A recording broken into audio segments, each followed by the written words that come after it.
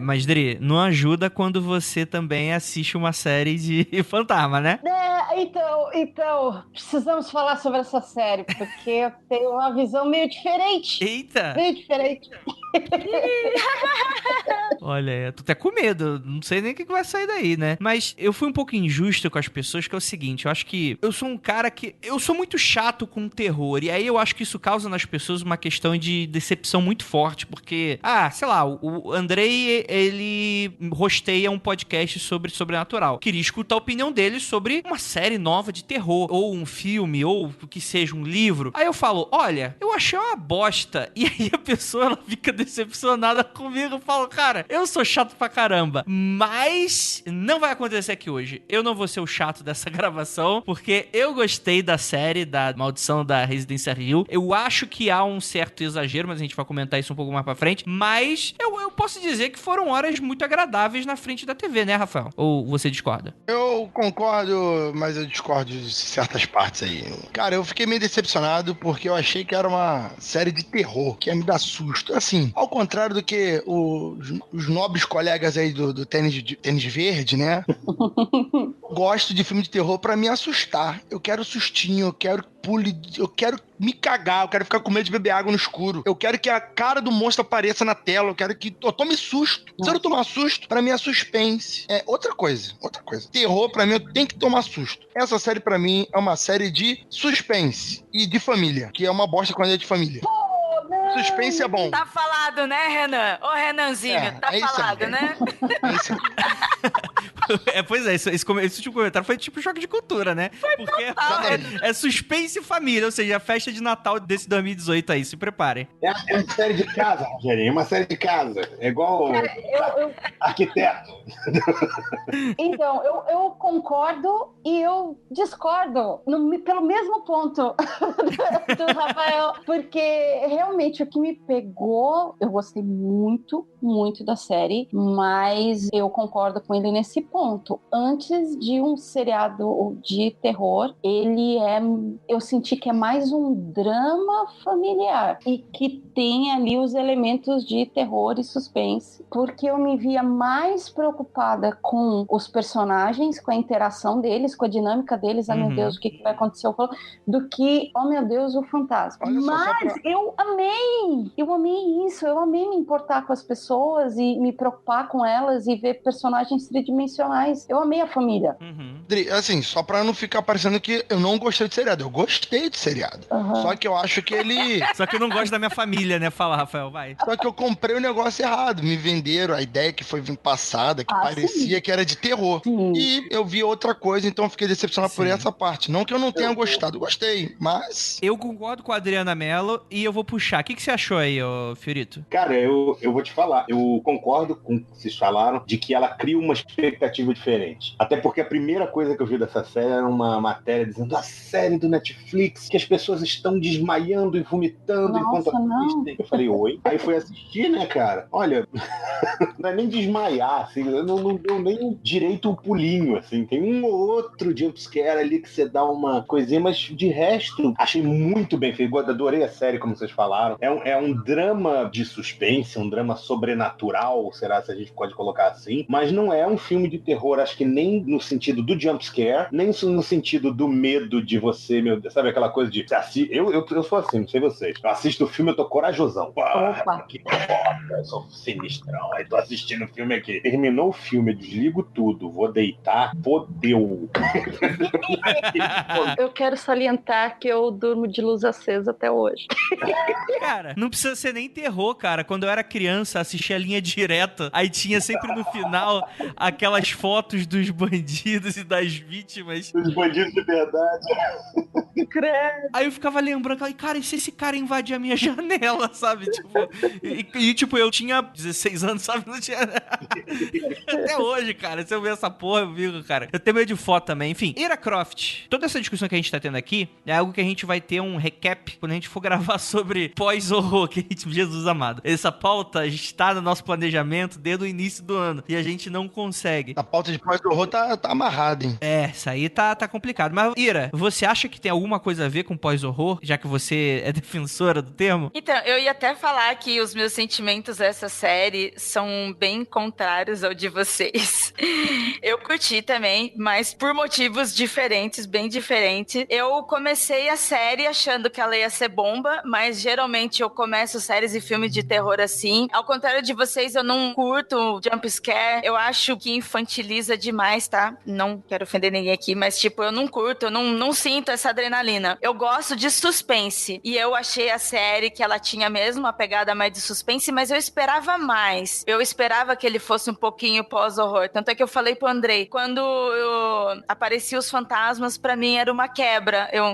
Eu gosto de sentir como se algo fosse acontecer e você não sabe se realmente tá acontecendo. Aí eu falei, pô, se não aparecesse os fantasmas, mas aparecesse as coisas se mexendo, eu acho que eu ficaria muito mais tensa. Eu concordo, os fantasmas são até meio bobos, né, cara? Se você for olhar. Mas é gosto, tá? É gosto. E, tipo, uma coisa que a gente sempre discute aqui em casa, e o Andrei vai falar mal de mim pra vocês agora, porque ele vai aproveitar pra isso, eu sei. Eu não consigo ter conexão emocional com personagens, cara. Tipo assim, o Andrei tava super emocionado e uma galera falando, nossa, terminei chorando. E eu fiquei, por quê? Onde? Nossa, eu vou concordar com você. Cara, esse seriado, agora eu vou falar um negócio aqui que vocês vão ficar de cara, mas... Na verdade, você vai falar isso daqui a pouco, depois dos recadinhos. Longos dias e belas noites. Vamos falar hoje sobre a maldição da Residência Hill. Logo depois dos recadinhos. E a gente já volta pra saber mais sobre o que o Rafael quer falar polêmico. E mais sobre a psicopatia da Ira de não se importar com as pessoas da série. Já voltamos.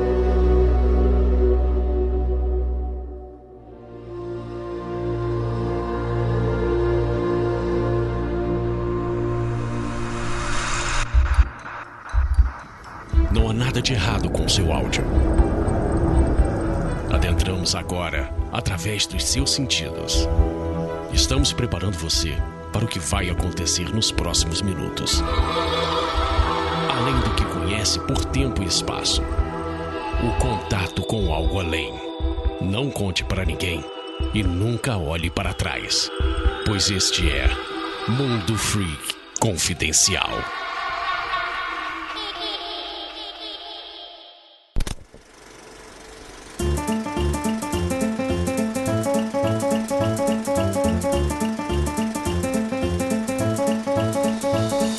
Vamos descer a música um pouquinho, décima. Isso aí, galera. Chegamos aqui na área dos recadinhos do Mundo Freak Confidencial e eu prometo que vai ser bem rapidinho. Gostaria de agradecer muitíssimo a você que nos ouve e que compartilha o nosso conteúdo. Entenda que você compartilha, que você fala com aquele teu amigo que tu sabe que tu olha pra ele e, poxa, esse aí tem potencial pra ser um freak. Você vai e indica o podcast. Pô, que coisa estranha, né? Ficar 2 horas escutando um áudio. Parece coisa esquisita, né? Eu acredito que muita gente já foi assim um dia. Então vai lá, insiste, né? Você sequestra a mãe do sujeito, ameaça toda a família dela e fala que só vai devolver quando você escutar o primeiro episódio do Mundo Freak, né? Como todo ouvinte saudável que vocês são, né? Então, galera, gostaria de agradecer muitíssimo a vocês que estão na luta pra me ajudar a divulgar aí o Mundo Freak Confidencial e também a você que é apoiador. E eu já digo que você que não é apoiador, agora eu vou falar com você que não é apoiador. Que é o seguinte, galera, vou fazer um anúncio especial que os apoiadores já estão sabendo, mas que você não. Então, galera, rufem os tambores agora. Teremos mais um podcast na casa. Cara, eu tô muito feliz, eu tô segurando essa notícia tem muito tempo, a gente vai começar a produzir os episódios em breve, tá bom, gente? Até o final do ano já deve estar saindo os primeiros episódios, vai ser semanal, ininterruptamente, sei lá, provavelmente pode ter até umas férias e tal, como o próprio Mundo Freak tem nos finais de ano e coisas nesse sentido, mas a ideia é que teremos mais um podcast na casa, será um podcast curtinho, para falar sobre coisas que não dão tempo pra gente falar por aqui no Mundo Freak, geralmente são pautas mais complexas, né, casos mais profundos, então dá pra gente falar de uma notícia, tem algum certo asteroide que o pessoal tá achando que é disco voador, sei lá, estreou alguma série bacana que tá todo mundo falando e a gente acha que não dá um episódio, por que a gente não comenta rapidinho lá, né? Eu posso comentar sozinho, posso chamar mais uma pessoa, posso fazer uma pequena entrevista. Keller, como é que tá o seu mestrado em Prometeia do Alan Moore, que inclusive a gente gravou um episódio lá com Marcelo Del Débio lá no Magicando, nosso irmãozinho, mas vamos voltar aqui. Esse podcast novo, ele já tem nome, se chama Um Cadáver ouve podcast. Cara, eu imagino que vocês já pegaram a referência, né? Se você já leu muito paradidático aí no seu colégio, você sabe qual é a referência do nome desse podcast. E, cara, ele vai ser exclusivo para apoiadeiros. Isso mesmo. Se você contribui com um mínimo de R$4, cara, que não é nada, é o preço de $1. R$4, você tem acesso, vai ter acesso a esse conteúdo. A gente só tá demorando um pouquinho pra colocar no ar, porque a gente tá testando algumas coisas relacionadas a um feed premium que a gente tá colocando, né? Então, galera, todas as instruções vamos liberar em breve pra quem é apoiador. Se você não tá no grupo do Facebook exclusivo para apoiadores, não tem problema, que você vai receber também por e-mail. Lembrando que os apoios podem ser feitos tanto pelo apoia.se/confidencial, link aí no post, como também pelo PicPay. É isso aí. Entra no seu aplicativo agora do PicPay, procura por Mundo Freak e provavelmente você vai encontrar a gente. Se não encontrar, você vai nesse post também. Tem uma janelinha ali para apoiar o PicPay, caso você queira. Apoiou um ou apoiou o outro, você tem direito à mesma coisa. Isso é incrível, a gente tá sempre super acessível aí pra vocês. Então é isso, é um projeto que eu tô preparando com muito carinho, né? E o objetivo dele é bem claro. Eu quero que a gente tenha mais apoiadores, porque com isso a gente consegue produzir ainda mais coisa legal. Então, aproveitando que a gente tá aqui, vamos parar de falar um pouquinho sobre apoio, de mendigar dinheiro de vocês. Vamos falar de coisa séria agora. A Penumbra Livros está com um eventinho agora no sábado dessa semana, que é um misto, né? Pra quem não conhece, tem a House of Food, que é como se fosse um cowork aqui em São Paulo. Vou deixar o link aqui pra você obter endereços, horário e tudo mais. Mas vai acontecer nesse sábado, data de publicação desse podcast. Se você tá escutando isso, eu estarei nesse evento. A Penumbra e Vinícius e a Lívia, né? E mais gente vai estar lá também. Então, galera, eu sei que não é um freakout oficial, nem nada disso, mas vamos lá dar uma força. Vai estar lá uma barraquinha da Penumbra Livros e vai ter uma galera fazendo hambúrguer artesanal super bacana. Então, caso você seja de São Paulo, estiver disponível pro sábado à tarde, sábado à noite, compareça lá no evento, que vai ser super show de bola. A gente bate um papo, você pode pegar aquele livro da Penumbra por frete grátis. Se você comprou algum livro de pré-venda, provavelmente você pode retirar lá, né? A não ser aqueles que a Penumbra ainda não recebeu. Então, dá uma comparecidinha lá que vai ser super legal. E pra finalizar aqui a noite com um recadinho fantástico, o nosso ouvinte e já foi pauteiro, o Fernando Henrique, que não é o Cardoso, ele tá aí com um podcast de game novo, né, cara? Então ele me deu um toque, pediu pra eu avisá-los. Então, pra você que se interessa por games, mas mais do que isso, por desenvolvimento de jogos, isso mesmo, é um podcast de nicho voltado apenas para desenvolvedores e para curiosos da área quando o assunto é desenvolvimento de jogos, né? O nome é Holodeck Design. Então, os episódios de 1 a 2 horas, com entrevistas, especialistas em diversos assuntos da indústria dos jogos e também muito debate. Os episódios são quinzenais e você já encontra vários programas super irados. O Fernando comenta aqui que ele chamou a Bruna Richer, que é ilustradora do estúdio Aquiris, no episódio 7. No 8, ele recebeu a doutora Renata Gomes para falar de narrativa de jogos. Então, para você que se interessa bastante, dá uma olhada, procura no seu agregador, está disponível dos melhores agregadores, além, é claro, do Spotify, iTunes, Google Podcast e por aí vai. Acesse lá o site também, caso você queira, holodeckdesign.com.br. Lembrando que holodeck é com H, né? No início. E siga também no @holodeckdesign, também no Swizzers, no Twitter, no Passarinho Azul. E é isso, recadinhos dados, bora falar sobre a maldição do podcast Mundo Freak ou da série da Residência Rio. Vamos descobrir já já.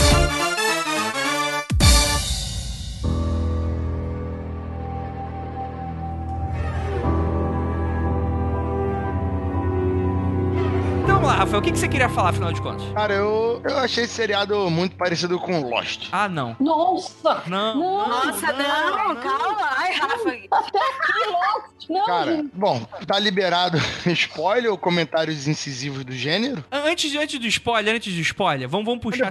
Depois eu falo por quê.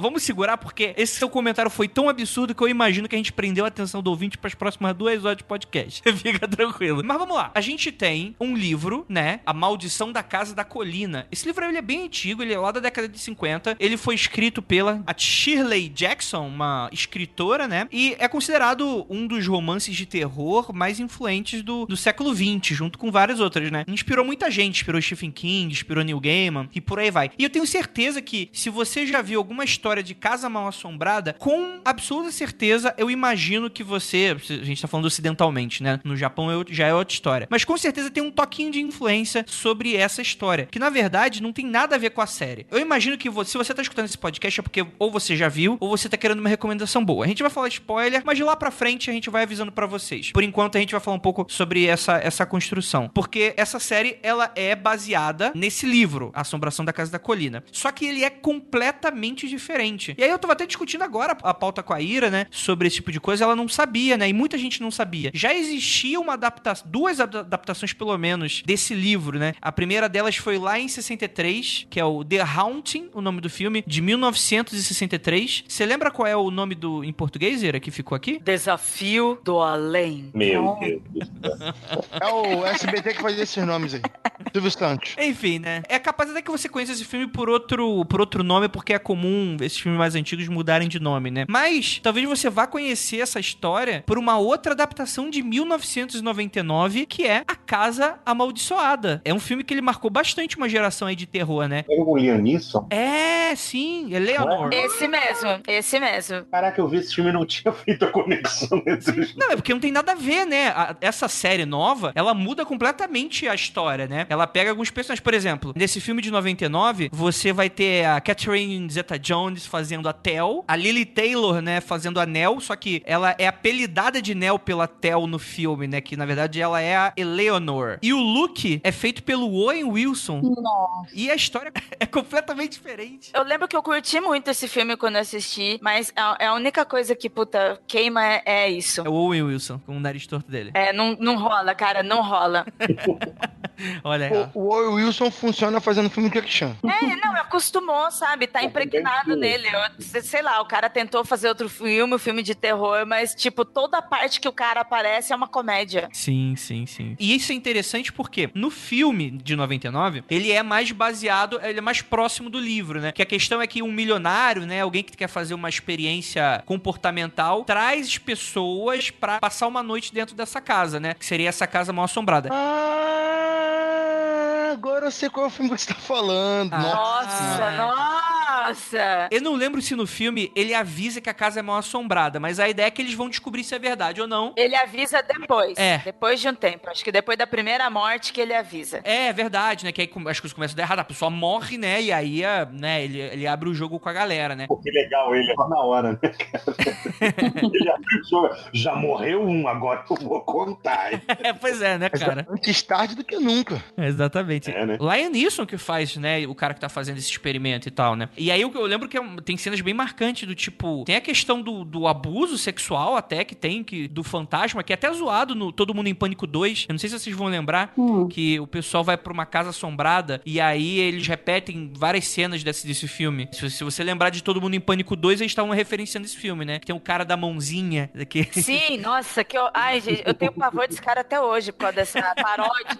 Mas uma cena marcante pra mim é que nesse filme é muito legal que a mansão tem esses rococós na cama, nas paredes, que tem umas cabeças de criança angelical, né? Tipo umas estatuazinhas. A série também tem um problema muito sério com estátuas, mas nesse é interessante que é muito essa coisa meio de madeira, assim, rococó mesmo. E aí, em vários momentos do filme, obviamente... Cara, deixa eu cortar você. A única coisa que eu tenho medo, que tem nos dois, tanto no filme quanto na série, que foi o que me provocou medo, são justamente as estátuas. Sim. E não os fantasmas, tanto no primeiro quanto no segundo. Tanto é que eu ficava assistindo a série e ainda falando pra você, cara, estátua, a estátua pode cair em cima da gente e matar a gente. É perigoso.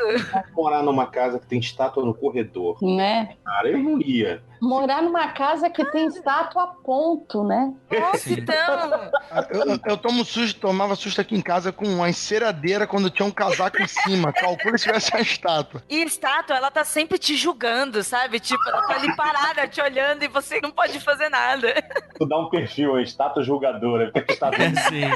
Mas no filme, Ira, é pior, porque são aquelas cabecinhas de criança e elas ficam se mexendo no filme todo. Eu lembro.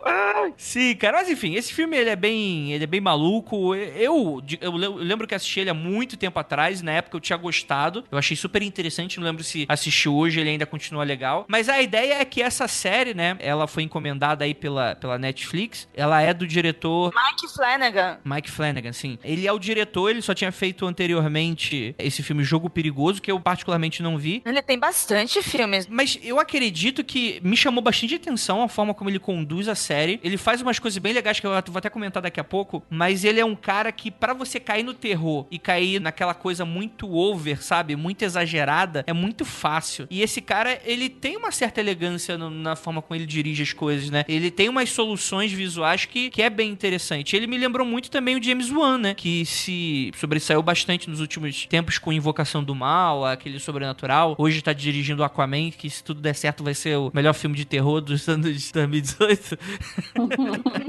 Foi justamente isso que eu curti na série. Eu gostei bastante do que a série passou, dos medos e tal, mas como eu falei pra vocês, eu ainda achei muito over também. O que me pegou foi a produção. Eu acho que foi a produção que me deixou gostar da série como terror. A iluminação, cara do céu, sabe? Foi incrível. A fotografia, todas as cenas. Então, pra mim, a narrativa e essa produção da série que conseguiu impactar a gente com o medo. Eu não faço cinema nem nada, mas como uma pessoa que assiste, que curte, eu acho que se ela não fosse tão boa nesses detalhes de iluminação, aquela ambientação, antes de todo mundo ver vários fantasmas, alguns já estavam aparecendo e a gente não estava percebendo isso no início porque a gente estava preso com os personagens, esse jogo de roteiro e produção. Se não tivesse sido tão bem feito, talvez a gente não gostasse tanto ou não sentisse tanto medo, porque ele trabalhou demais o psicológico do espectador. Eu acho, não sei se eu posso dar um pitaco aqui. Claro. Vou calçar um tênis esverdeado, digamos assim. Eu não trabalho com cinema, mas eu trabalho com narrativa. E acho que uma coisa que ele faz muito bem, eu acho, é intercalar as cenas de, aspas, normalidade e as cenas de tensão. Então, por exemplo, a gente tem aquela primeira cena que ele trabalha a coisa, o garoto acorda, lá o Stephen acorda, aí ele vai ver a Nell. Aquela primeira cena do seriado todo.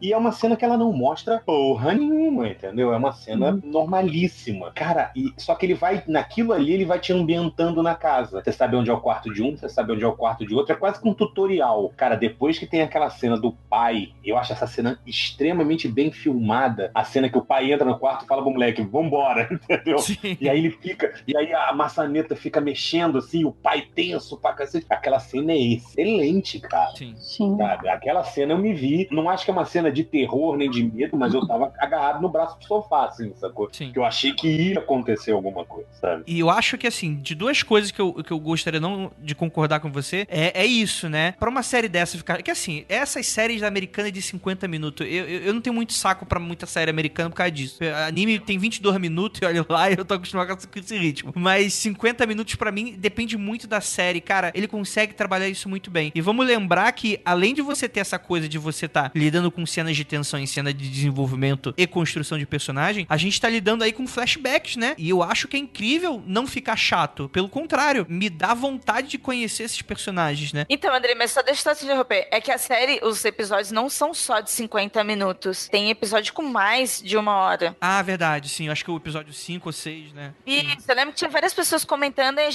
eu até falei pra você, pra mim, relativizando com o que eu estou vivendo. Tipo, eu chego em casa cansada pra caralho, eu tô moída, tipo, 1 hora pra mim, vendo esta série, ela ficou cansativa também. Sim. Então, eu tenho uma historinha pra contar a respeito de ser cansativa. Tudo bem que junta isso o fato que eu tava terminando um trampo, então eu meio que...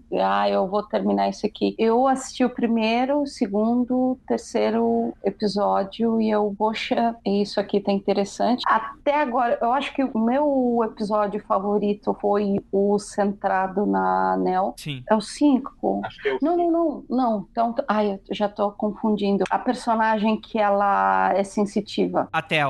É o terceiro episódio. Tel é maravilhosa. Esse episódio me pegou de um jeito e Nossa, esse foi sim. um que me fez chorar e me fez sentir mal e me fez sentir asco e nada relacionado ao sobrenatural. Tudo relacionado às histórias de abuso, as coisas que ela via, como ela usava, né, esse dom dela para ajudar as pessoas, mas enfim, eu não consegui parar, eu assisti os 10 episódios até às 5 da manhã.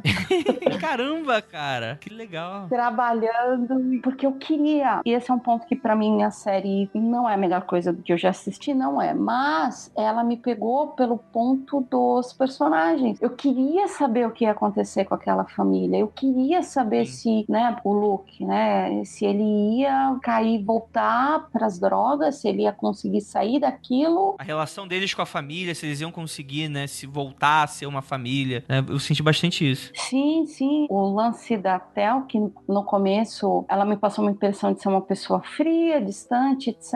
E aí você vai entendendo que ela precisa ser uma pessoa distante, porque aos poucos, e isso eu acho muito interessante. A série, e isso não é uma constante na Netflix. Eu tenho muito problema com o conteúdo original da Netflix. Os seriados, eles são muito irregulares e por muitas vezes eles são muito arrastados. Você olha para o seriado e você fala, caraca, ainda tem 4, tem 5 episódios, sim. E a história não passa. É muita conversa e pouco desenvolvimento de personagem, né? Sim, e eu acho que no caso dessa Maldição no Residência Hill, eles conseguiram, durante o seriado todo, ele tem um ritmo legal. E, inclusive, a forma até meio homeopática em que a série vai te contando, talvez daí o link com Lost, não sei. Eu ia falar isso agora. Eu tava o Rafa lá atrás e falar isso. A forma homeopática que a série vai te contando o backstory de cada um dos personagens, né? Olha só, depois desse seu comentário, eu já tô vendo que vocês começaram a repensar meu comentário, tá vendo? Você Sendo plantou a convencida. sementinha. Você plantou a sementinha, agora não dá pra evitar. Eu concordei lá atrás, só pra avisar que só que eu não falei. Não, assim, mas vamos. É porque essa ideia de Lost é muito louco. Eu vou dar uma outra ponto de vista que não é Lost, mas quem é um cara que faz isso de maneira exemplar? Quer dizer, tem gente que não gosta, né? Porque acha que os livros ficam grandes demais e cansativos. Shyamalan. Não, Rafael. O Stephen King. O Stephen King, se você for pegar o It é isso, né, cara? Quando você tem praticamente 90% do livro, é que são construção daqueles personagens pra você ter no final aquela conclusão da história, né? Mas a própria Rose Red é o melhor comparativo pra isso. Sim, Rose Red. E é interessante porque, o que é o Stephen King? O Stephen King vão pegar bastante desse desenvolvimento de personagens, vão ter capítulos que a gente vai sair da narrativa normal e ficar vendo construção de personagem, flashback, esse tipo de coisa, e tem um final decepcionante. É quase exatamente essa série, né? E você tem essa série que a Ira falou, né? Que é um filme, na verdade, é um filme pra TV. A Rose Red, que é adaptado de um filme do Stephen King. Eu acredito que ele se baseou muito, deve ter se inspirado bastante no livro desse da Casa da Colina, porque é bem isso, né? Aquela casa que é maligna, vamos colocar assim, né? Porque aqui a gente tá lidando com uma parte mais folclórica do que... Isso é uma das discussões que a gente entrava muito enquanto a gente tava assistindo a série. Assim, dá pra traçar uns paralelos com coisas espíritas, mas é muito mais o fantasma e a assombração folclórica do que qualquer outra coisa. Vocês concordam? Sim. Eu acho que, na verdade, eu não li o livro, tá? Eu não sei se é a intenção da série, porque, teoricamente, é a primeira temporada, sabe? E a série, sem dar spoiler, sem querer adiantar, mas eu acho que ela termina meio sem gancho pra outras temporadas. Então, a única coisa que eu posso deduzir disso é que eles vão explorar outras histórias, outros fantasmas, tipo um American Horror Story que acontece no mesmo lugar, assim, sabe? Eu tô chutando bem longe isso, sabe? Então, acho que sim, os fantasmas, ele parece o arquétipo folclórico do fantasma mesmo, assim, sabe? Não é uma coisa... enfim, aí eu tô querendo evitar spoiler também. Essa coisa que você falou do espiritismo, de comparar com religião, sim. O final encaixa bastante, entendeu? Sim. Mas os fantasmas não são explorados. Pegando o que você falou do Stephen King, tem o lance do... Eu acho que os livros do Stephen King são muito difíceis de adaptar pro cinema, porque muito do terror do Stephen King se baseia naquele medo, é uma coisa errada que tem no mundo, ou na casa, ou no lugar, entendeu? Não é raramente Tem o bicho, lógico, tem a figura do bicho. Mas é sempre aquela coisa, é um terror meio que... É um mal elusivo, uma coisa que existe, entendeu? E o livro te deixa nessa paranoia. E você traduzir isso visualmente é difícil pra cacete. Entendeu? Sim, com certeza. Posso dar spoiler rapidinho de um episódio, não do final? Pode ser. Uhum. Pra mim, uma das cenas mais fodas é aquela que o Luke chega na frente da casa com os negócios os galões de gasolina e a casa acende vermelha, assim. Cara, achei aquela cena muito foda. Porque aquilo ali, ele te dá essa sensação que, assim, não é um bicho, mas tem um negócio errado ali, tem um mal ali, sacou? Sim. E aí a casa, eu achei que, na verdade, a série peca um pouco, talvez tentando ser Stephen King, é que ela não... Você fica assim, tipo, tá, mas qual é o mal da casa? Sim. Sacou? É o casal que era maluco, sabe? Quem é, o que é mal na casa? E você termina, tipo, não sei, não tem, é mal. É que eu acho que a série também vai numa crescente e aí deixa um pouco dessa peteca cair, que obviamente, vamos comentar mais pro final, que aí pra gente não entrar nessa zona de spoiler. Uma coisa que o Márcio falou, que faz muito sentido, é total razão. Eu assistindo a série, quando começou a série, eu falei pro Andrei, cara, meu pai ia adorar essa série, só que meu pai, ele ia ver com os olhos muito mais românticos do espiritismo do que de terror. E aí, durante toda a série, eu fui comentando, né, parte da minha família é kardecista, meu pai é kardecista, e todos os filmes que a gente sempre assistiu de terror, assim, com fantasmas, o meu pai sempre teve, sabe, aquela calmaria de dizer tudo que ele acreditava. Eu vendo toda essa série, cada cena eu falava, nossa, eu já sei até o que o meu pai ia explicar sobre isso. É que o kardecista, ele é meio palestrinha, né? Não, total, né? Total, super intelectual. Sim, com certeza. Mas puxando um pouco sobre essa questão da direção, que a própria Adri falou, cara, esse episódio 3 pra mim foi aonde a série, quer dizer, eu já tinha gostado muito do primeiro episódio, o segundo episódio foi legal, foi ok, mas lidava com uma personagem que eu já não... Não é questão de ser ruim da série, mas é aquela coisa que me dá... Eu não gosto daquele tipo de pessoa que é a irmã mais velha.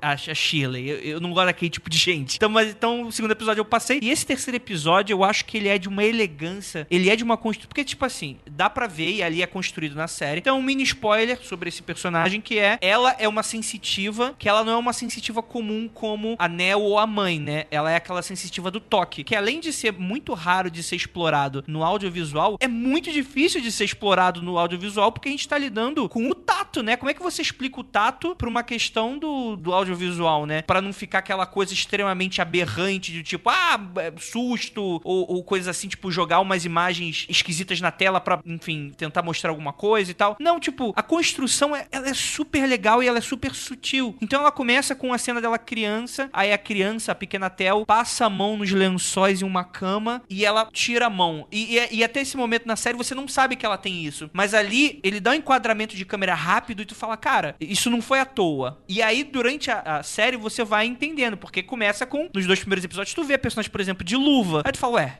por que ela tá usando luva? É meio descontextualizado, né? Ela até fala que ela é germofóbica, né? Sim, ela dá essa desculpinha, né? Com toda certeza. Neste momento, eu achei que ia se revelar uma assassina.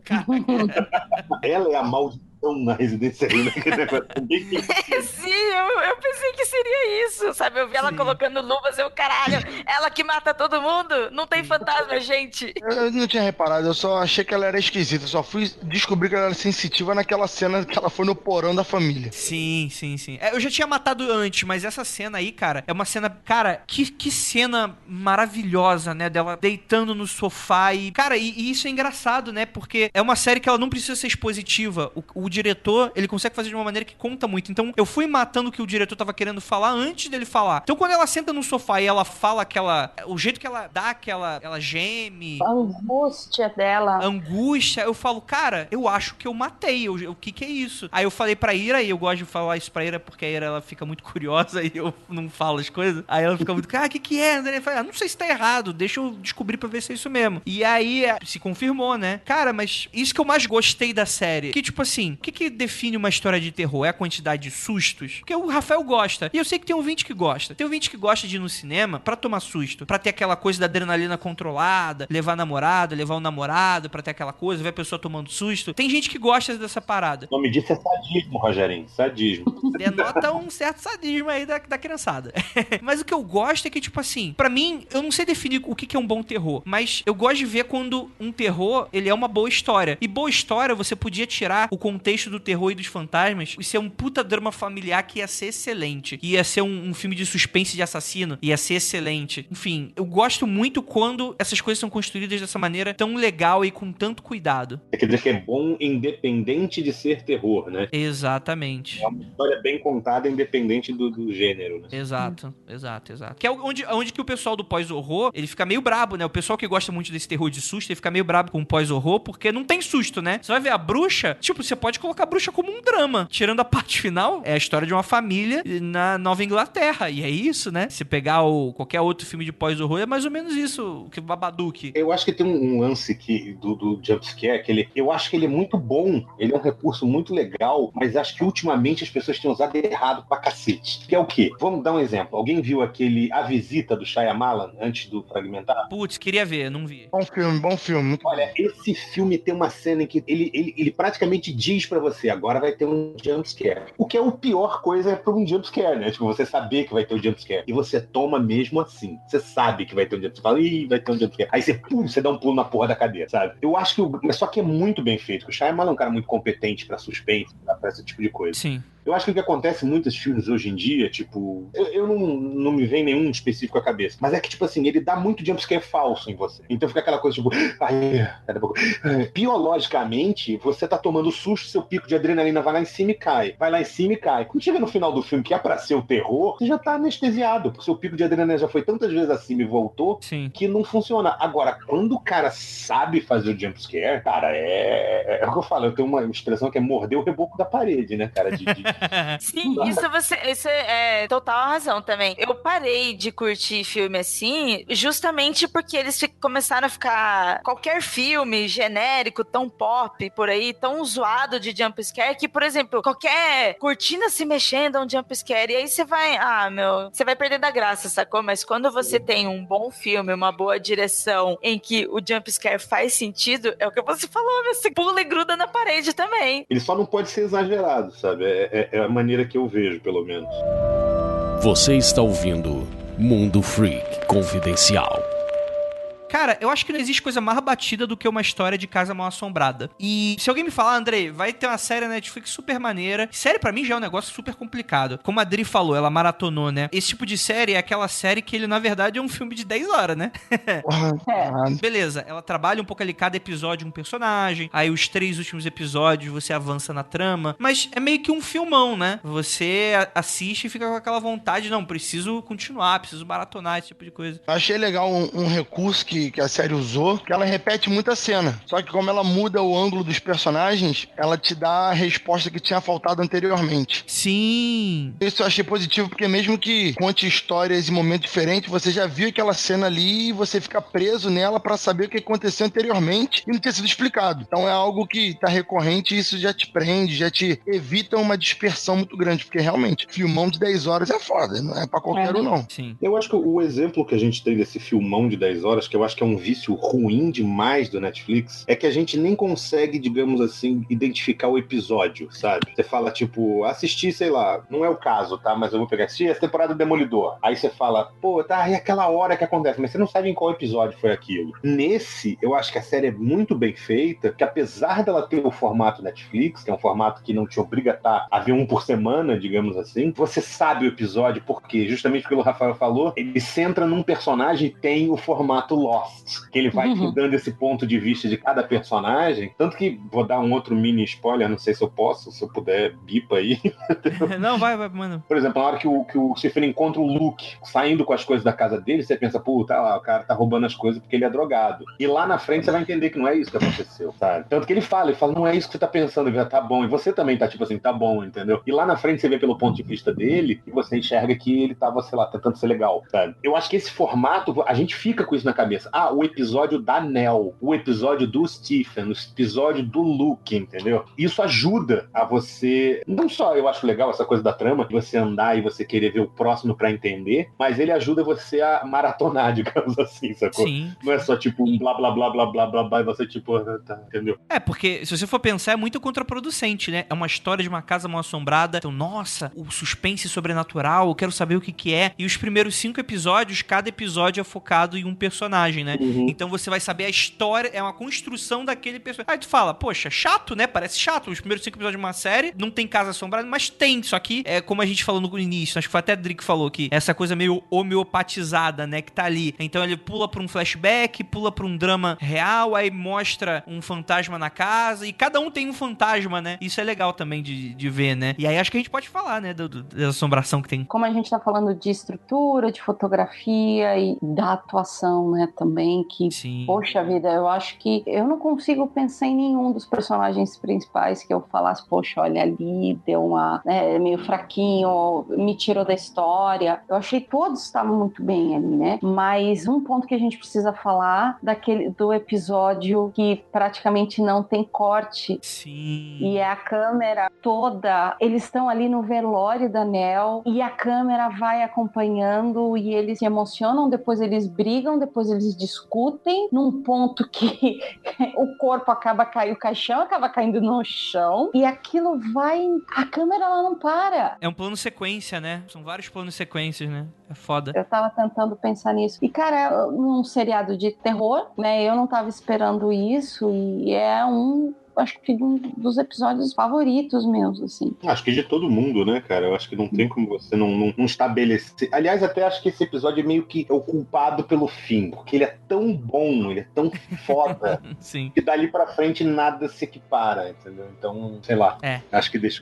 Eu curti bastante também esse episódio, mas uma reflexão que eu fiz sobre ele, que a gente comentou aqui em casa também, falando de roteiro, ele pra mim, ele é um spin-off, ele é separado, não só pela história, mas pela sua produção, ele é um episódio diferente. E o roteiro deste episódio, ele é um roteiro total Agatha Christie. Ele segue uma linha, este episódio segue a linha de suspense que a série não tem. Lembra, né? E é aquele suspense, quando eu faço a referência a Agatha Christie, é aquele suspense de quem é, o que tá acontecendo, quem é o assassino. Sim, dá a impressão que no final ele vai dizer, o assassino é fulano, né? Exatamente, ele segue essa estrutura. É muito bom, cara, porque... Parece que é outro diretor. Então, exatamente, é muito bom, porque ele coloca uma outra história dentro de uma história.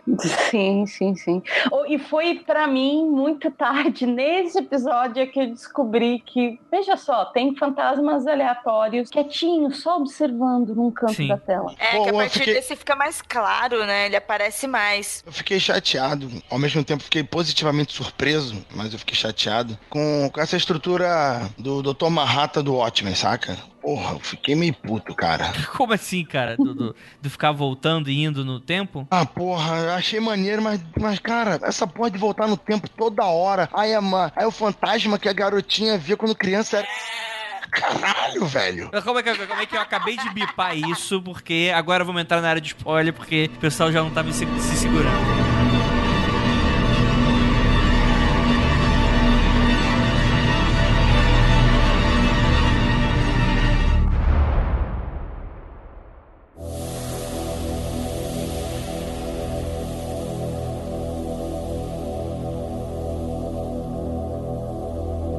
Gente, acho que uma das coisas que eu mais gostei dessa série também é um pouco dessa fauna espiritual, né? Porque a gente começa a ver que, assim, parece no início, como você não sabe de nada ainda, parecem fantasmas genéricos. Porque, eu vi um amiguinho imaginário, né? Você tem, sei lá, uma empregada fantasma, as coisas nesse sentido, né? E aí, aos poucos, você vai vendo que cada um tem meio que uma assombração específica em meio a tudo aquilo, né? Então você vê que a mãe tem aquela da menina que era meio louquinha, que perdeu o filho e, enfim, que tem aquele negócio na cabeça e tal. Aí você vê que o Luke, você vê que design interessante daquele cara que anda com uma bengala flutuando. Nossa, pode crer.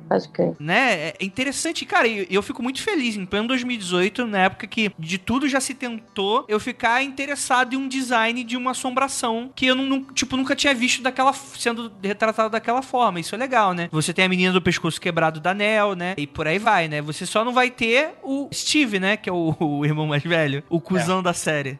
Ele é... Vou falar uma curiosidade rapidinho. Claro. O livro parece que são só 3 filhos. E no filme lá do Liam Neeson também. É o Luke, a Nell e a Tel. Uhum. Nessa série, eles criaram 2 personagens, que foi o Steven e a Shirley. Uhum. Pelo que eu li, não vou dizer que eu percebi, que eu não percebi, eu li mesmo, então tô admitindo. Acho que em homenagem à autora, Shirley Jackson, e o Steven em homenagem a Stephen King. Cara, faz sentido. Muito legal isso. Eu também não percebi, não sabia. E muito obrigada por essa informação. Aqui tem informação, Rogerinho. Aqui é... Mas o Steven, o pai dele, vai falar justamente isso pra ele. Que ele vê os fantasmas, ele só não identifica. Ele vê o sobrenatural, mas ele não identifica o sobrenatural. Então tem esse sentido também. Às vezes você passa por uma situação sobrenatural, você vive ela, mas como você não a reconhece, aquilo ali pra você é mundano, passo batido, comum, né? O Steven, ele tá mais ou menos nesse aspecto da história. Eu acho que mais... Assim, a série, ela trabalha com vários subtextos, né? Eu acho que o Steve, ele não é que ele seja o personagem principal, que eu acho que ele não é, mas ele tem um certo papel de protagonismo, não só apenas por ele ser o irmão mais velho, mas também porque ele meio que é o condutor central ali da trama, né? Que ele é o cara que ele é o mais estável, né? Tá todo mundo meio ferrado da cabeça, né? Sim, sim. Só que o Steve é o cético, né? Mais ou menos, tá em negação, né? Ele não tá ele tá bem, ele tá em negação, né? Sim, exato. Aí tu vai ver que ele também é zureta da cabeça, né? Porque a ideia é que ele passou por aquela experiência, só que ele não era sensitivo, então, em teoria, ele não via, ou pelo menos é isso que a gente é dado a acreditar no início da série, e que ele, tipo, galera, vocês estão tudo louco. Tanto que tem aquela cena, né, dele mentiu pra esposa, né? Ele fez uma vasectomia que ele achava que era uma parada genética. Nossa, que horrível isso, gente. Essa triste pra caralho. Né? É bizarro, né? Andrei, fala aquele meme lá que você me contou. É muito bom. Pior que postaram esse meme antes de eu saber mais do Steve, então eu não entendi muito bem, mas eu já tava esperando por isso. Que é tipo um print de mensagem de WhatsApp. É um meme, né? Print de mensagem de WhatsApp. Tipo, o cara pedindo nude. Aí ele, mostra aí o cuzão. Aí embaixo tá a foto do Steve. Eu achei muito bom. E aquela coisa, ele tá o tempo todo deixando a esposa dele ter aquela esperança em algo, entendeu? Que ele sabe que não vai acontecer, né? Sim. Sabe? Ele não chega pra ela e abre o jogo. Então ela também tá ali, ela tá sofrendo, digamos assim, da mesma perturbação que ele tá sofrendo, entendeu? Só que ele é que tá causando. Uhum. Nesse caso é meio Neo, assim, simbolicamente, digamos. Sim, acho que a gente pode ter essa leitura. Mas e aí? Vocês aceitariam o dinheiro da escrita do livro? Os $15 mil? E aí? Na hora, agora. Eu, pelo contrário, eu tentaria negociar mais. Quem me conhece não tem dúvidas, né? E eu ainda... e mais, eu tava assistindo e ainda pensando, puta que pariu, por que lá, né, ganha-se tão bem a escritora? Cadê o Andrei ganhando dinheiro assim? Caralho. Alô, Penumbra Livros. Eu não precisava me dar dinheiro. O Andrei ganhando aqui, tá bom, eu fico com a parte dele. Olha aí, ó. Casa, assim, é porque é muito bem construído, mas eu não comprei muito essa dúvida ética e moral, não, cara. Gente, o caso já é, assim, a casa, pelo que eu entendi, tá? A casa já era conhecida como uma assombrada. Sim. Antes deles mudarem, inclusive. A mãe, eu já posso falar isso, né? A mãe se matou dentro da casa, ou seja, você já tem um lance policial, você já deve ter dado capa de jornal, já deve ter feito um monte de coisa. Entrou nos tabloides, isso aí é dito, inclusive. Pois é. Qual é o problema de publicar um livro de ficção, segundo o próprio Steve, sobre a casa, sabe?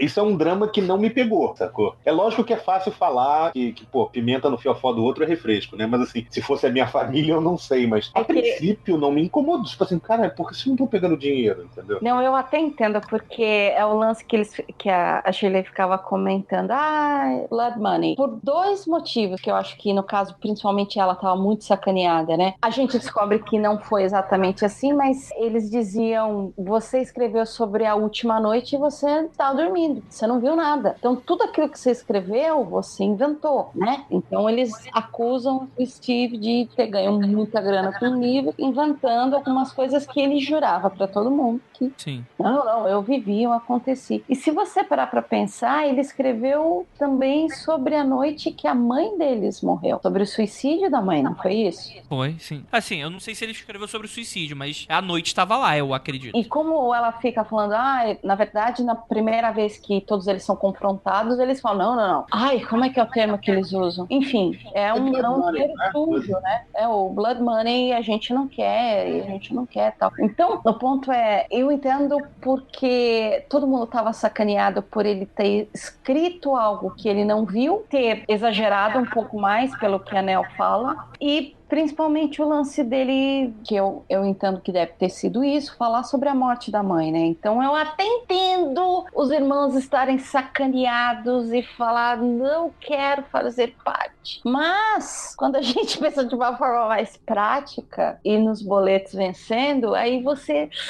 Eu quero... Ou aquela cena da Tel, né? Pegando o dinheiro e ele, tipo, com desdém pra ela. O que você vai fazer? Vai viajar, né? Vai comprar uma roupa bonita pra você? O que você vai fazer com a sua parte? E ela, não, eu vou fazer o meu PhD. Eu vou me formar. Eu achei incrível. Então, eu entendo o conflito, mas eu também entendo você pegar os 15 mil. Sim. Eu sou uma pessoa muito errada por pensar assim.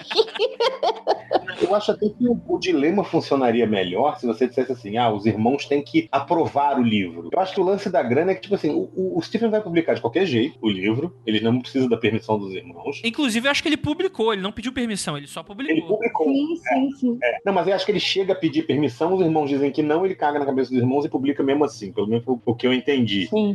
Então, tipo assim, já vai publicar mesmo, dane-se, sabe? Bem ou mal, eu não fiquei com a impressão de que ele dizia que era verdade, eu fiquei com a impressão de que, tipo assim, todo mundo sabia que é um autor de ficção. Ninguém acha que o Stephen King passou por tudo aquilo que ele escreveu, entendeu? Eu fiquei com essa impressão. Não, mas é o lance do... Calma aí. Aí não, porque no primeiro episódio mesmo, ele entrevista aquela mulher negra gordinha que vê o marido no teto, ele ficou com uma fama, digamos assim, que ele passou pelas dificuldades na casa, porque a mulher fala, você morou naquela casa, terrível. Tem razão. Ele meio que coleta as informações de terror, dos dramas das pessoas e tava querendo escrever um novo livro com esse tema. Tem razão. Tem essa construção aí que ele surrupia a experiência das pessoas, né? E ele fala que ele tem, que é ele que tem, né? Tem essa questão também. Tem razão, tinha esquecido disso. Só que naquele episódio fatídico lá, a mulher vai falar que ele devora, que ele é de plástico, ele devora e caga o sonho das pessoas, a vida das pessoas. Nossa, meu sonho é falar isso pra alguém. Assim, foi muito mórbido, mas ao mesmo tempo foi maravilhoso ela chegar pra ele e falar isso. É tipo, finalmente, né, Adri? Até que enfim, dando uns tapas na cara dele, né? Sim, cara. E é isso aí, né, cara? Isso só vai culminar no episódio 10, né? Mas eu vou falar só uma curiosidade, o episódio 6 é o episódio mais citado porque ele é construído em planos sequências, não é um plano sequência inteiro, tem uns cortes, mas eles são vários planos sequências longos. Eu não sei se são planos sequências reais ou se tem computação gráfica pra ajudar, que às vezes tem um falso plano sequência, que às vezes numa aquelas giradas de câmera ou numa câmera entrada no escuro, às vezes ali eles dão um cortezinho que fica sutil e na computação gráfica eles dão uma disfarçada, dão uma maquiada e finge que é um plano sequencião, né? Mas ainda assim o episódio é incrível. Na casa funerária eu não percebi o corte, mas acho que tem os cortes depois, quando o pai vai ao banheiro, aí ele troca o cenário, entendeu? Sim. Troca os atores, mas assim, cara, é muito bem feito. Não, o pai tá lá, o pai tá velho e ele vai entrando dentro da funerária, ele vai, quero ir no banheiro, e de repente ele volta no tempo e ele tá com os filhos pequenos e não tem corte nessa cena. Que capirotagem é essa, caralho? O que eles fizeram ali? Tipo assim, você não percebe. Eu que tive que falar pra Ira, isso aí é o passado, ele tá na casa, né? Você lembra, Ira, desse momento? Eu fiquei bem confusa. Depois você percebe, assim, logo que ele vai andando pela casa é mais fácil, mas na hora que ele entra, por quê? Por causa desse plano sequência. Sim, parece que é o mesmo lugar. Tem essa cena na hora que ele chega na casa, ele tá todo molhado, a câmera gira em torno dele, e aí quando ele vai mostrar os outros personagens, são todos crianças. Não. Que é como ele vê os filhos. Aí ele fala, sim, isso é muito bom. Cena linda. Não, aí a câmera continua girando, na hora que ela volta, eles estão adultos de novo. É lindo. E uma das coisas que eu curti bastante nesse plano sequência e nessas viradas de câmera é que isso, ele te agrada, te leva junto e não incomoda. Eu não gosto de handcam e não gosto de movimentações muito bruscas em câmeras quando eu estou assistindo, porque eu começo a acompanhar e fico enjoada, saca? E todas essas cenas na série, ela me levou junto sem me incomodar. incomodar sem mexer comigo no sentido físico. E aí eu até falei pro Andrei, caraca, eu tô andando junto com a câmera e não tô passando mal. Eu tô conseguindo visualizar como espectador e participante sem ficar enjoada. Normalmente são recursos que você acostuma e desgasta muito fácil. Tanto o plano sequência, o ponto de vista, né? Que é a mesma coisa, acaba sendo a mesma coisa da Handicam, né? O único filme de Handicam pra mim é A Visita do Shyamalan, que eu acho muito bem feito. Sim. Sabe? Nem esses Cloverfield, essas coisas eu não sou muito fã, eu acho que desgasta muito rápido. Mas no caso do plano sequência, eu vi umas pessoas falando assim, mas pra que fazer o plano sequência? Só pra se mostrar que consegue. Não. Lógico, imbecil, que é pra mostrar que consegue. Você não consegue, caralho. Mas eu digo assim, tem um motivo pro plano sequência. O plano sequência ele tem uma função de te deixar angustiado. Porque a nossa mente, ela registra um filme vendo os cortes. E eu tô muito sapato verde agora nesse exato momento. Peraí, que neste momento, pra mim, você está usando até o Sharp agora. Eu e um bigode daqueles de vilão dos anos 30, né? Mas assim, você espera o corte. O corte serve pra meio que te aliviar de cena a cena, entendeu? Quando você não tem o corte, aquilo vai criando, sem você perceber, uma angústia dentro de você. É como se você ficasse esperando o corte não vem, e aquilo acaba ajudando aquela angústia, que é o que eles estão sentindo naquele momento, entendeu? Sim, claro. Sabe? Que é o que a gente vê, por exemplo, em filmes como Birdman, que é um filme que é pra ser um filme angustiante, e não tem corte, quer dizer, tem cortes técnicos, né? Mas em termos narrativos não tem corte. Ou as cenas de luta do Old Boy, sabe? Esses filmes que tem planos e sequências muito longos, vai dando essa angústia, sacou? E esse episódio é muito foda, apesar de, como você falou, não ser um plano sequência, né? São vários longos planos sequência. Sim.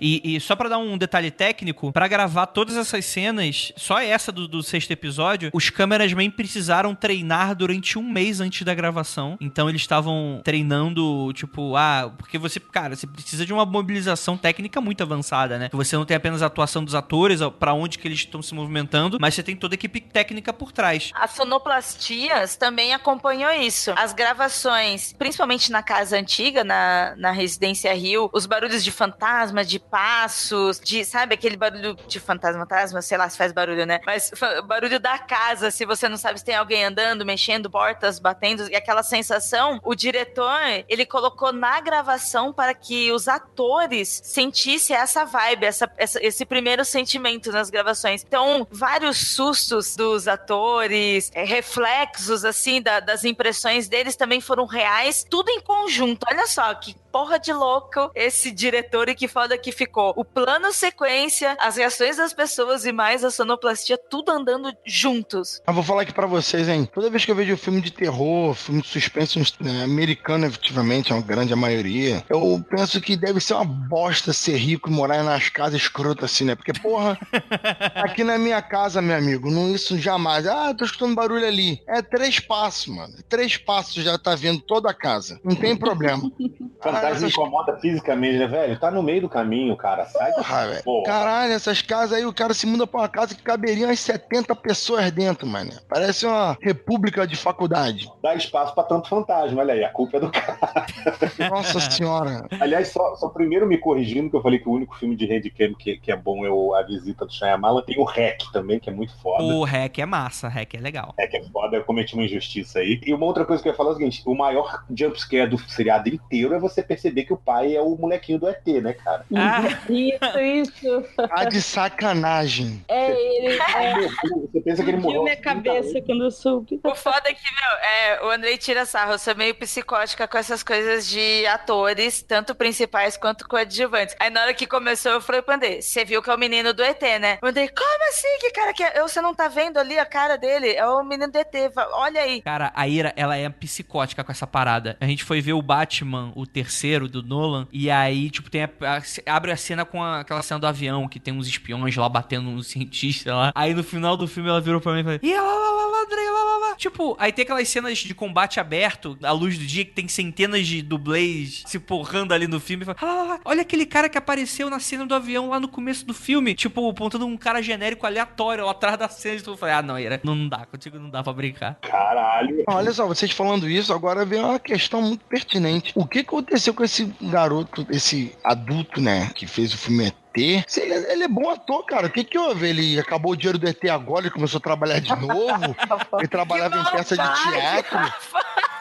Não, ele é muito bom ator, cara. Eu achei ele bom ator pra caramba. Porque ele não tá trabalhando, ou se ele tá trabalhando, ele era só de teatro. O que que houve? Por favor, alguém me conte isso aí. Eu tenho uma vergonha pra falar que eu fico torcendo, cara. Quando eu vejo um ator desse voltando, eu fico, cara, que foda, o cara retomou a carreira dele. Eu vou resolver essa dúvida, hein, Rafael? Vou pegar aqui, é o Timothy Hutton. É o Timothy Hutton? Pegando aqui o MDB, hein, do cara, hein? Inclusive, uma coisa que eu gostei muito da escalação do elenco de atores de passado com futuro. Eu achei que combinou muito. É que ele era o mesmo cara maquiado. É, realmente, Rafael tem uma certa... Calma aí. Será que o Rafael tem tanta razão assim? Não, porra nenhuma, Rafael. Ele fez muito filme. Ele começa com Ragged Ann, The Steelers and the Pittsburgh Kid, em 81. Aí tem o ET em 82. Ele faz vários filmes. É que a gente não reconheceu ele nos outros. Vários, 94, 93, 95. Ah, olha só, hein. 2000, 2001, 2002, 2003, 2004, 2005, 2006, 2007, 2008, 2009, 2010. Mas filmes famosos ou tipo o Massacre da Cabana? Séries de TV na maioria. Por exemplo, muito CSI, The Mentalist. Mas tem uns filmes sim. Só que nenhum famoso. Red Velvet, em 2008. Então ele não ficou que nem o John Connor do Exterminador do Futuro 2, não, né? Ele fez coisas. É, fez. Não é o Macaulay Culkin não que enfiou o carro no muro e usou droga pra caralho. Porque, caraca, realmente eu agora... Mas nada de muito relevante, né? Nada de muito relevante, na verdade. Esperando algum fantasma falar Elliot. Tem fantasma de ET?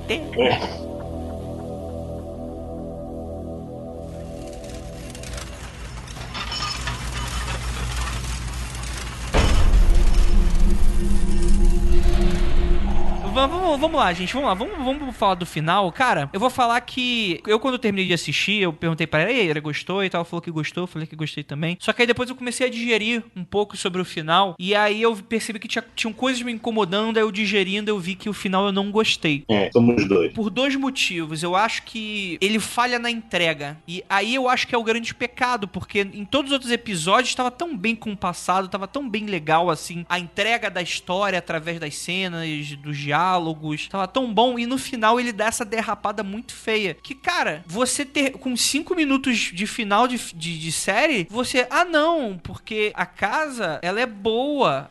Tipo, tem um pouco dessa narrativa de Pet Sematary, né? Com os pais indo lá, os pais da menininha que morreu, indo pra lá pra deixar a menina lá morta, né? E fala, não, agora o fantasma dela... Então virou um vault de fantasmas, né? As pessoas vão lá pra deixar os fantasmas lá, porque o fantasma vai ver pra sempre, né? E eu até gostei dessa virada do tipo, na verdade a vilã é a mãe. Então, tipo, a mãe, ela fica maluca, ela sensitiva dentro dessa casa, ela enlouquece, né? A casa influencia ela, e ela é a vilã da história. Só que fica muito nessa coisa de, mas eu tô vivendo pra sempre, né? Vamos viver pra sempre junto comigo? E por que eles deixaram os 3 filhos, os 4 filhos que sobraram ir? Por que a Nell tava ali tentando salvar eles do quê? Se depois tava tudo bem. Então por que eles foram lá? Por que a casa tava atraindo eles? Você tá querendo dizer que por que fizeram um suicídio coletivo?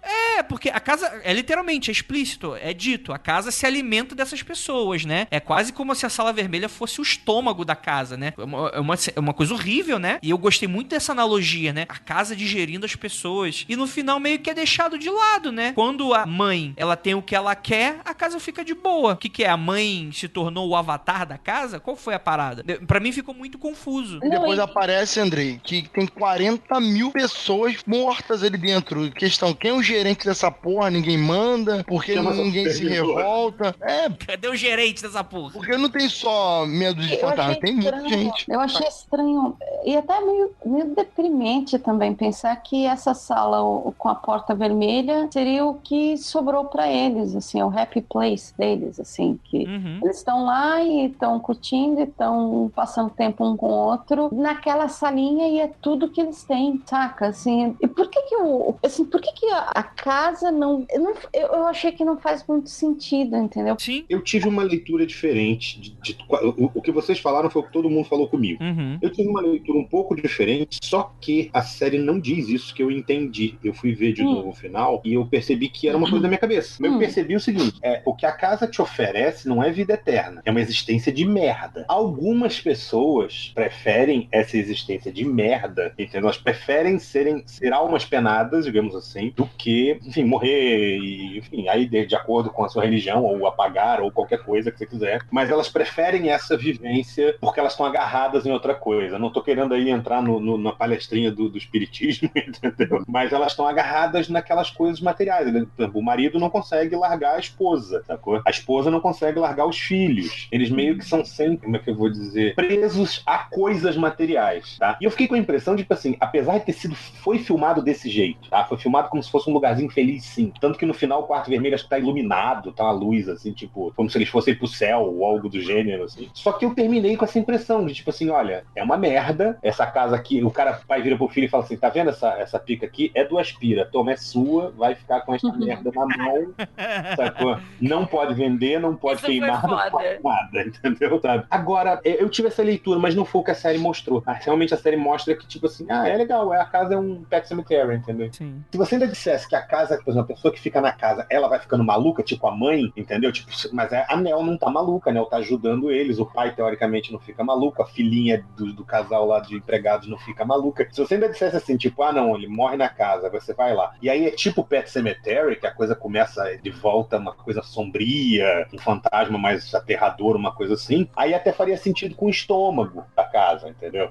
Dizer que a pessoa tava desfazendo a essência da pessoa, entendeu? Mas do jeito que tá, ficou com cara de bonzinho sim, e é bem decepcionante nesse caso. Como a gente tá falando sobre essas mudanças, o Rafael reclamou um pouquinho das mudanças de tempo, e o Andrei tava falando de umas coisas que ficaram soltas. Uma coisa que me deixou muito confusa, eu queria saber de vocês, eu queria perguntar pra vocês o que vocês sentiram, se vocês entenderam. Eu achei muito legal o fato deles se verem, né? Deles verem os fantasmas dos futuros, que são eles. Eu achei da hora quando ela viu, assim, sabe, que a moça do pescoço torto era ela mesma, mas ao mesmo tempo que eu achei da hora, eu não vi fechamento nisso, eu não entendi, eu fiquei meio perdida. Eu também não entendi. E eu queria saber como é que vocês entenderam isso, ou receberam isso. Eu já não entendi, pra falar a verdade, por que ela se via em várias fases da vida dela. Quando a gente descobriu que, né, a mulher do pescoço torto, na verdade, era ela, e quando a coisa finalmente rola, ela se vê no lugar da assombração, digamos assim. Eu achei, uau, ok, agora eu entendi, mas, quer dizer, eu vejo a ligação dela estar sendo, na verdade, assombrada por ela mesma do futuro, mas eu não entendi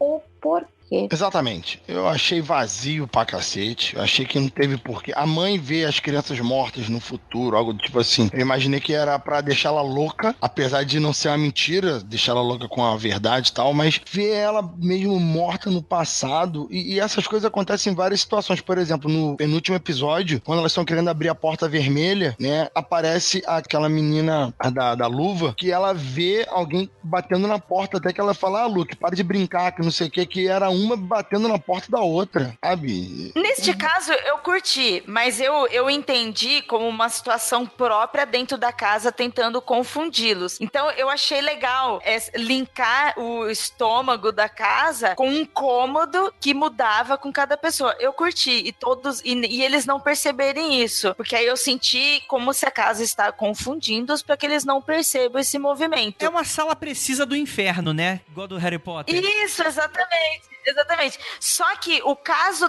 das visões do futuro, de fantasmas ou não, pra mim ficou muito vazio e sem sentido. Tipo, tá, mas por quê? Pra quê? É só um questionamento que eu me faço, assim. Eu acho que tem duas interpretações que a gente faz da série, né? Da história como um todo. Ou é factual, e aí é muito vacilante nesse sentido, porque não explica porra nenhuma, entendeu? Se a gente for pro lado metafórico, sabe? É muito parecido, por exemplo, com Babadook. Babadook é um filme de terror, mas ele é sobre perda, ele é sobre o lugar... Depressão, né? Muito bom. Um lugar sombrio que você vai. Esse também, se você for interpretado do lado metafórico, esquece que existe tudo sobrenatural. Os caras mudaram pra uma casa, a casa só deu merda, porque o cara só afundou dinheiro naquela casa, entendeu? A relação dele com a mulher foi pro saco, a relação entre os filhos foi pro saco, e no fim das contas a mãe se mata, a mãe enlouquece nessa situação e se mata dentro da casa. Esquece o sobrenatural. E aquilo deixa uma marca naquelas pessoas o resto da vida, sacou? Que metaforicamente é representado como, nossa, meu sapato tá verde demais nesse exato momento.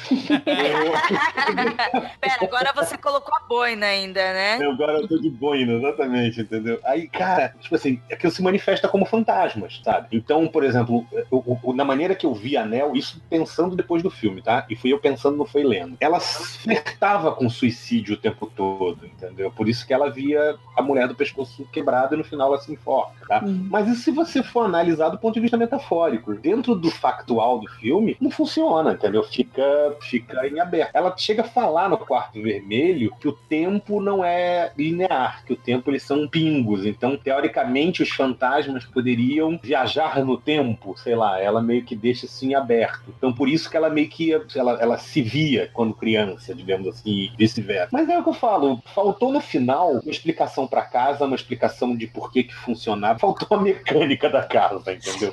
Eu entendi até um pouco da mecânica da casa, porque assim, na metade da série eu tava conversando com a Ira, né? Eu gosto muito de história de fantasma, obviamente, tem um podcast dessas porra, né? Então eu gosto de debater, gosto de ver esse tipo de coisa. E eu, em dado momento, em meados ali no meio da série, capítulo 5 e 6, eu tava um pouco confuso com algumas coisas, né? Com algumas regras de fantasma, tipo Crepúsculo. Que vampiro não pode ir XYZ.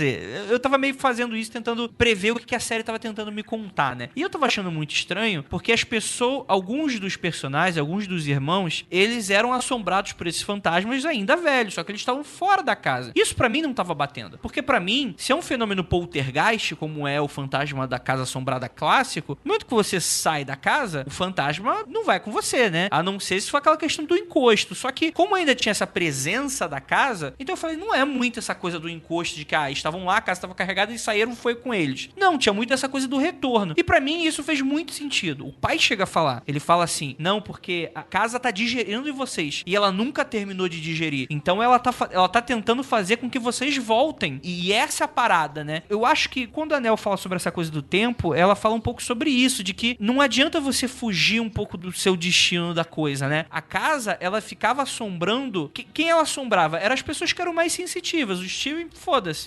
Mas, sei lá, a Tel ela conseguia se isolar com as luvas, né? A Shirley também não tinha tanta coisa assim, né? Era mais uma questão de, às vezes, ela via a mãe, né? Via aquela questão que é uma coisa internalizada dela, da traição dela do marido. Ela viu, entre aspas, o fantasma. Então, quer dizer, era um fantasma de um cara que não tinha morrido, né? Era um fantasma de algo que tava consumindo ela por dentro. Então, pra mim, eu entendo como se fosse até a própria casa. A casa tá destruindo essas pessoas. Ela ainda continua digerindo mais lentamente, mas tá. Só que quem tava sendo mais afetado eram os mais sensitivos, que era a Nell e o Luke. O Luke fugiu pras drogas, né? E a Nell, ela também, a menina do pescoço torto e tal. E o que eles estavam vendo, na verdade, era que o futuro deles já estava previsto pela casa, né? Foi o futuro que a própria casa deu pra mãe deles. Não, eles vão morrer assim e foi desse jeito que aconteceu. Então, assim, eu acho que não é que existe uma função prática da própria menina se assombrar. É exatamente muito mais uma questão folclórica e lúdica do que qualquer outra coisa, né? Daquela coisa do você nunca vai conseguir fugir do seu destino. E é isso que vai te assombrar. Então, eu acho até interessante essa construção de o que tá te assombrando não é uma pessoa que não é o espírito de uma pessoa que morreu. O que tá assombrando é essa questão do você é sensitivo, você tá se vendo morta no futuro. Isso pra mim tem uma certa poesia aí. É lúdico, não é uma coisa prática, né? Isso pra mim não me incomoda muito. Começa a me incomodar quando você tem uma resolução que não resolve muita coisa, né? Quando você passa a envolver uma mentira. E aí eu concordo com o Rafael que parece com Lost, porque você caminha a série inteira caminhando com a casa sendo essa coisa, a vilã, digerindo as pessoas, essa coisa e tal, pra nos últimos 10 minutos de série fazer,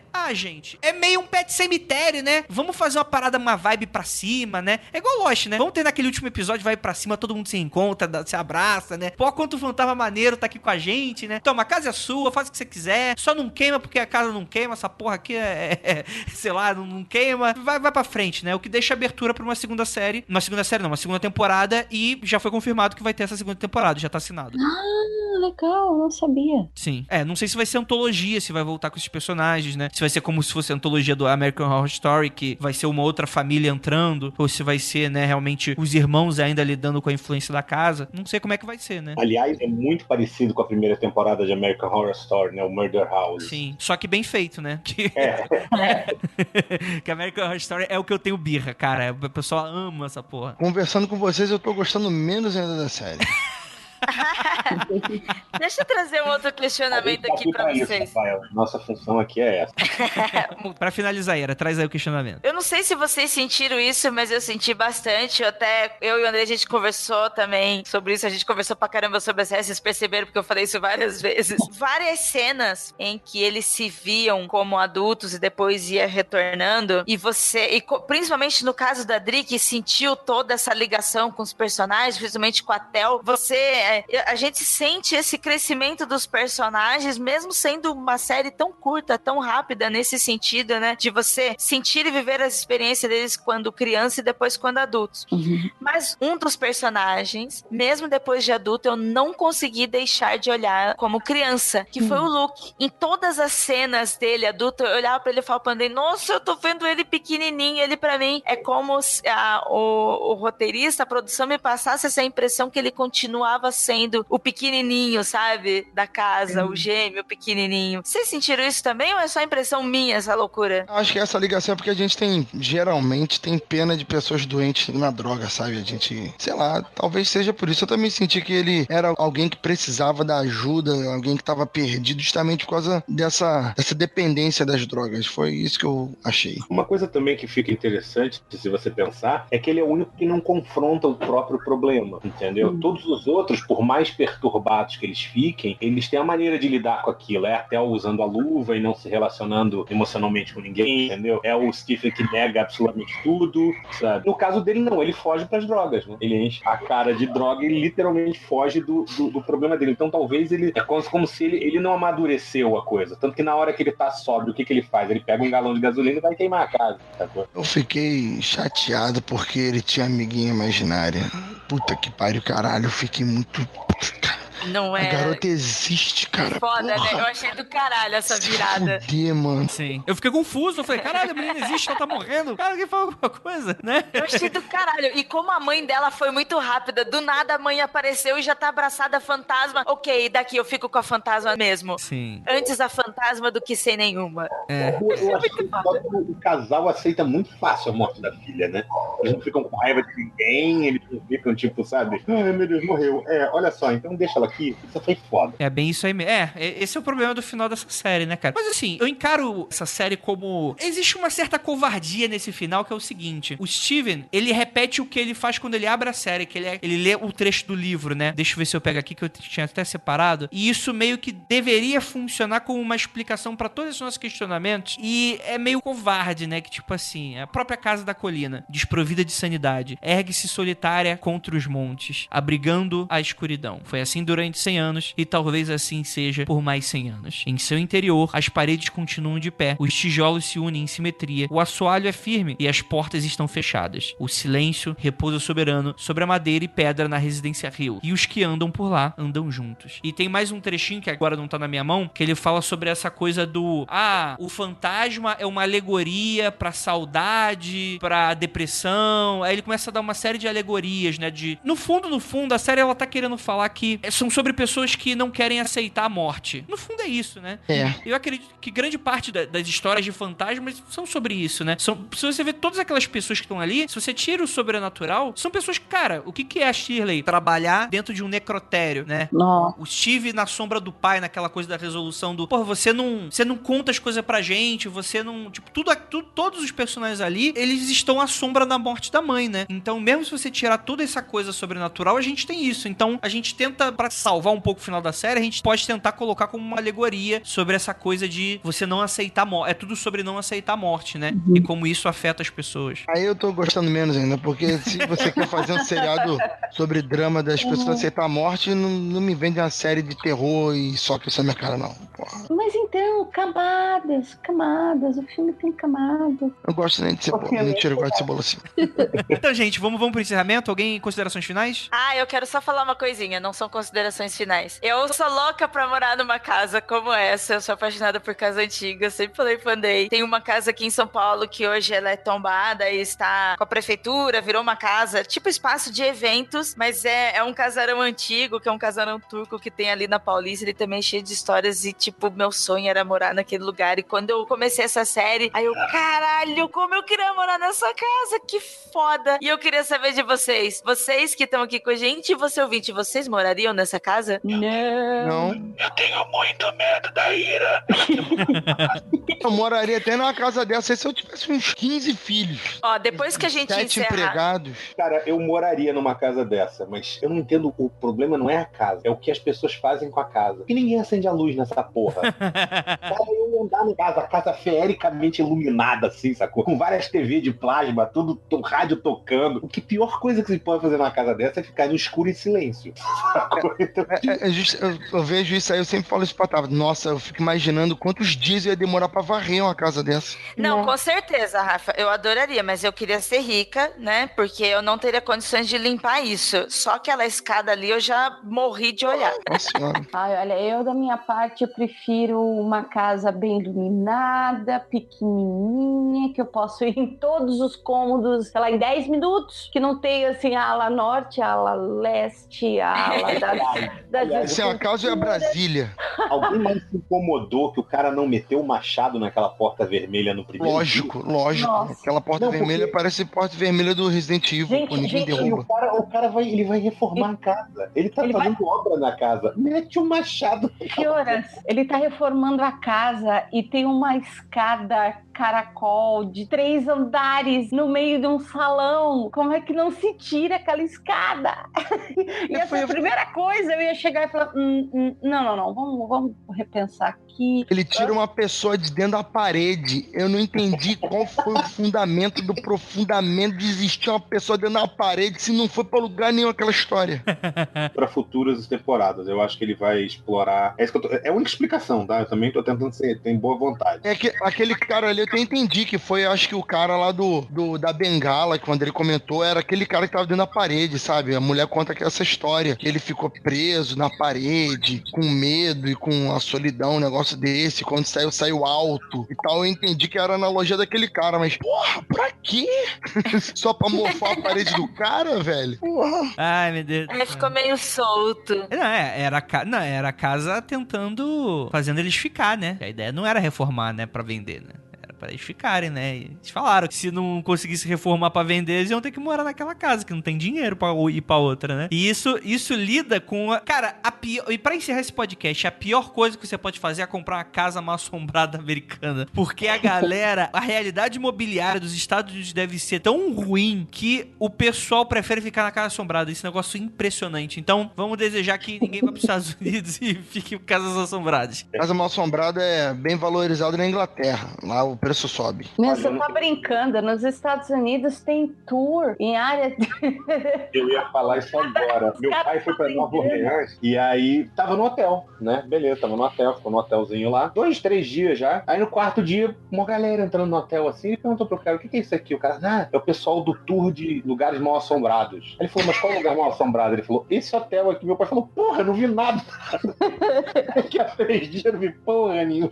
Rapaz, isso aí. Então é isso, gente. Gostaria de agradecer muitíssimo a todos vocês que ficaram até aqui. Momentinho de Jabex e mensagens finais. Dri, tem alguma coisa na CCXP que você vai fazer? Que o pessoal tem que saber? Bom, na CCXP eu tô tentando ver se eu consigo levar alguns prints novos, mas tá bem pauleira. Eu comecei um trampo novo, provavelmente perto da CCXP vai ser anunciado o que é, então tá muita pauleira.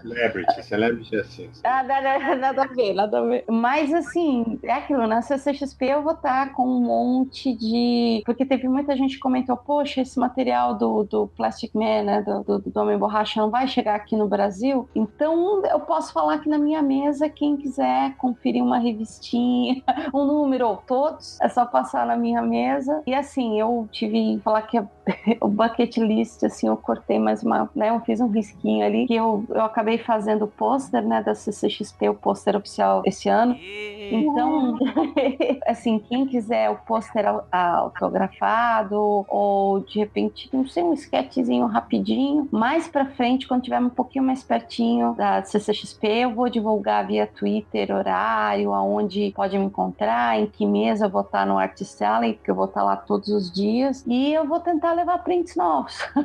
Então, é só o pessoal me seguir, então, no Twitter, Adriana_Melo, e acompanhar, porque tudo que eu tiver de novidade disponibilidade para CCXP e que estiver ali no Artist Alley ou a entrega dos pôsteres, etc., eu vou divulgar por ali. Então aí é só me seguir. Show de bola, galera. Aí, por favor, gente, pelo amor de Deus, sigam a Adriana Mello, que ela é uma pessoa, além de muito fofa e simpática, é uma talentosíssima, incrível. E tem o Fiorito também. Dá uma mensagem final aí. Bom, eu não vou estar numa mesa no Artist Alley, mas você sempre pode me procurar no stand da Chiaroscuro, onde eu devo estar quase o tempo todo, a não ser que eu esteja fazendo outra coisa. Tem uma coisa interessante, se eu puder fazer um jabá rapidinho. Quando é que sai esse podcast? Vai sair semana que vem. Mas depois do dia 5, né? É, depois do dia 5. Não, então esquece. Não vai acabar o financiamento do e-book da Chiaroscuro.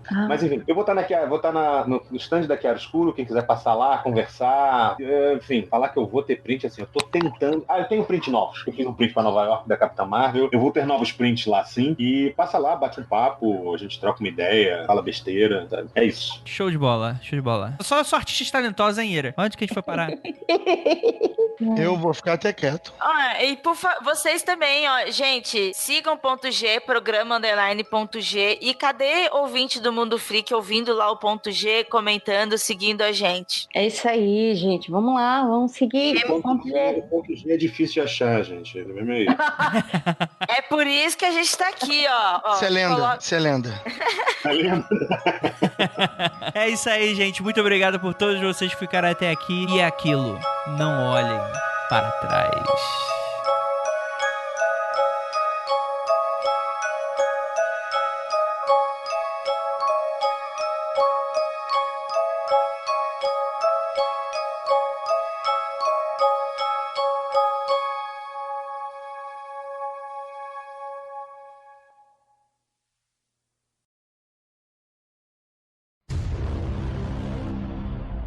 Eu acho que a gente tá começando a queimar a pauta, hein? A gente já começou, Ira. A gente não começa mais com longos dias e belas noites. Já começou, Ira, não reparou? Ah, é? Tá escutando mais o programa, não, Ira? Ira não escuta mais nosso programa, filho. É estrela, né? Enfim, mas eu sou... Respeitei. Ele que entrou no MDM ficou... É, né? Não se mistura mais, né? Andrei, por favor, Andrei. Não, Andrei e Rafa, não me queime na frente deles, porque lá eles ainda gostam de mim, hein? A gente Por favor. ama aí. Então, por favor, gente, não revelem nada aqui pra eles. Fica tranquila, Ira. Eu não gosto de ninguém no MDM. Eu vou não apenas vou queimar teu filme, como já vou falar já no ar aqui pra todos os ouvintes que já estão escutando a gente. Chegou uma hora que eu tava na cama, eu tava lendo alguma coisa, aí ela chegou, aí ela começou a comentar, porque tal pessoa falou que tem medo de mim, e aí, tipo, aí eu lembrei que em outro dia ela falou que outra pessoa tinha falado a mesma coisa. Eu falei, Ira, é porque você causa medo nas pessoas, né? Aí ela, não, claro que não. Aí, tipo assim, aí eu fui contabilizando. Mas e a pessoa X não falou um negócio desse, a pessoa Y falou, a pessoa Z. Já me falaram isso também. Já me falaram isso também. Nem vem, Rafa, nem vem, nada a ver. Ira, eu te juro pela vida do meu filho. Meu Deus. Não tô mentindo. Eu vou te falar, daria um bom nome de filme de terror. Ira de Sangue, olha aí. Olha aí, ó. Nossa, Não, e aquele sonho, Ira, que você teve do serial killer? ei. Posso contar o spoiler? Para, Andrei.